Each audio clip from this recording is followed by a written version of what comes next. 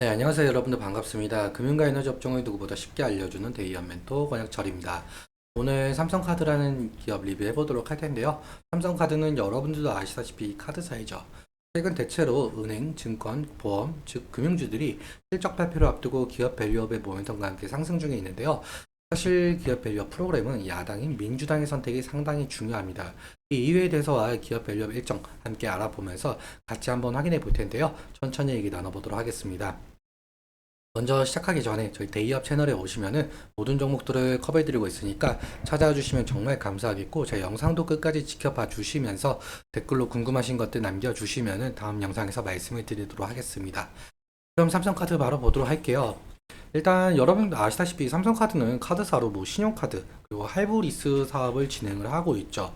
그리고 사실상 대부분의 금융사들과도 마찬가지로 시장에서 저평가를 받고 있는 기업이기도 한데요. 일단 여러분들도 아시다시피 올해 1월 말쯤부터 해서 이 기업 밸류업 프로그램 이슈가 있었잖아요. 이 기업 밸류업 프로그램은 저평가가 되어 있는 기업을 가치 개선시킨다는 정책이었었죠. 주요 내용을 좀 짤막하게 살펴보자면, 상장사의 주 투자 지표를 활용해서 시가총액 및 업종별로 비교 공시하고, 그리고 상장사들에게 기업 가치 개선 계획을 공표하도록 권고하고, 기업 가치 개선 우수 기업 등으로 구성된 지수 개발 및 상장 지수 펀드를 도입하겠다는 내용이었습니다. 세부 내용 같은 경우는 2월에 발표가 되었었는데, 사실 세부 내용 발표되자마자 실망이 너무 큰 부분이 있었어요. 여러분들도 아마 실망했을 것 같은데, 일단 그렇다면 일단 세부 내용 함께 보도록 할게요. 구체적 방안이 2월 26일에 발표가 되었었는데, 이때 1차 세미나를 열면서 금융위원회는 기업 밸류업 지원 방안, 즉 한국 증시 저평가 해소를 위해서 7월부터 상장사들에게 기업 가치 재고 계획을 스스로 공시하도록 하겠다라고 밝혔었죠.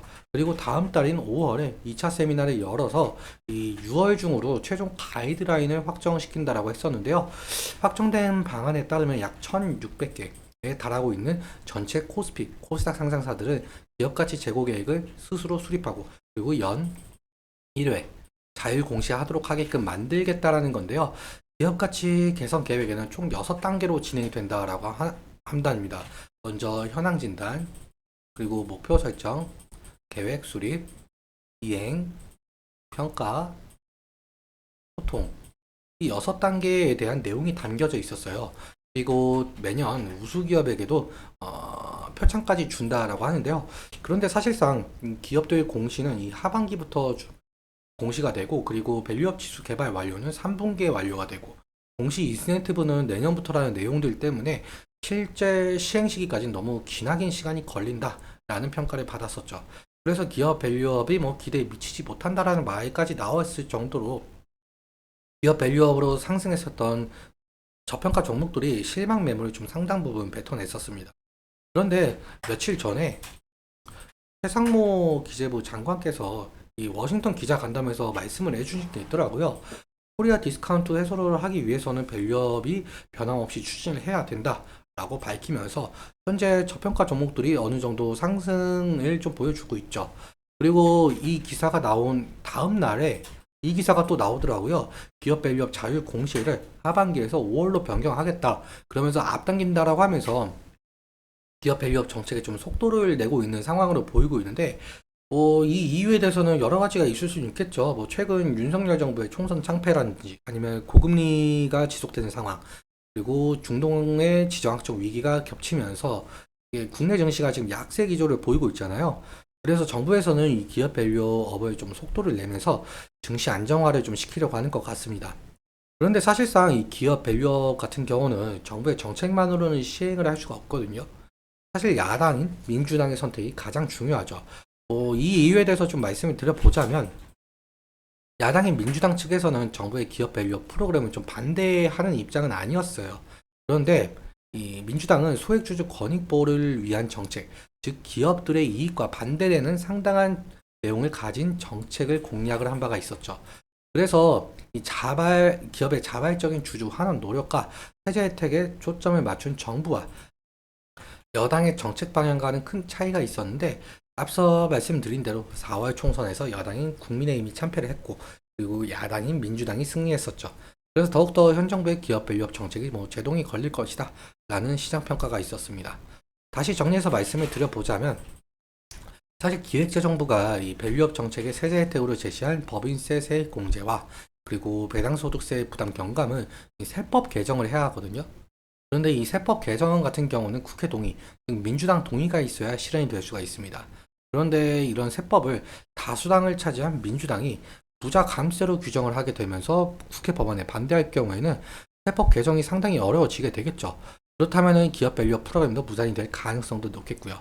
일단 민주당 내에서도 이 1,400만 명에 달하고 있는 개인 투자자 여론에 반응을 할 수밖에 없는 입장이긴 한데요. 그래서 사실상 민주당과 정부의 정책적 합의가 이루어질지 그리고 실제로 기업 밸류업 정책이 실현이 될지는 아직 미지수로 보이고 있습니다. 그래서 이 부분은 좀 지속적으로 체크해 나가면서 대응을 해야 되는 이슈로 보이고 있고요. 그럼 마무리로 차트 보면서 마무리 설명 듣도록 할게요.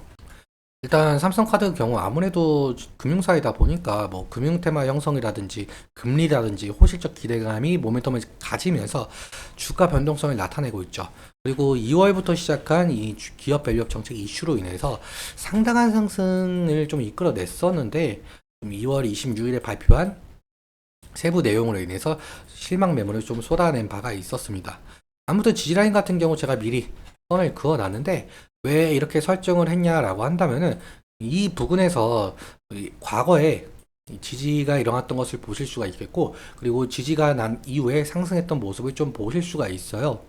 그래서 이 부분이 지지라인이 될 가능성이 높겠는데 이제 1분기 실적 발표 얼마 남지가 않았죠. 그렇다면 이 부분 지지해 주면서 양호한 실적 전망을 바탕으로 확실하게 상승을 하게 된다라고 한다면 상당한 상승을 좀 이끌어낼 수 있을 것 같은데 하지만 만약에 1분기 실적이 안 좋게 나오거나 정책 기업 밸류업 정책이 무산이 된다라고 한다면은 실망 매물이 또 한 차례 쏟아지겠죠. 그렇다면은 2차적으로 이 부분이 지지라인이 될 가능성이 높을 것 같습니다. 그럼 최근에도 이 부분 좀 지지해주면서 상승의 모습을 보여줬으니까 2차적인 부분은 이 121선 부분이 될 가능성이 높을 것 같은데요. 만약에 2차적인 지지 라인까지 이탈을 하게 된다라면은 리스크적인 관리는 필요할 수가 있을 것 같습니다. 그리고 사실상 기업 밸류업 정책이 야당의 반대를 무릅쓰고 시행이 될지는 아직 모르겠지만 만약에 실행이 된다라고 한다면 현재 저평가를 받고 있는 금융, 즉 뭐 증권, 은행, 보험, 뭐 카드사라든지 뭐 테마를 형성하면서 지속적인 상승을 일으킬지도 봐야 될 것 같은데요. 근데 사실상 지금 2020년도 때부터 21년도 때부터 2023년대까지는 거의 박스권의 흐름을 좀 보여줬었거든요. 그래서 상승시마다 차익 실현 매물이 나올 가능성도 좀 생각을 해주시고 오늘은 여기까지 말씀을 드리도록 하겠습니다. 오늘 내용 여러분들께 도움이 되셨다면 구독과 좋아요 부탁드리고 그리고 말씀드린 내용과 차트적인 부분에 대해서 제 개인적인 견해가 있을 수밖에 없기 때문에 여러분들의 주관적인 견해와 함께 투자를 하여 현명한 선택하셨으면 좋겠습니다. 오늘도 시청해주셔서 감사하고 지금까지 멘토 권혁철이었습니다. 감사합니다.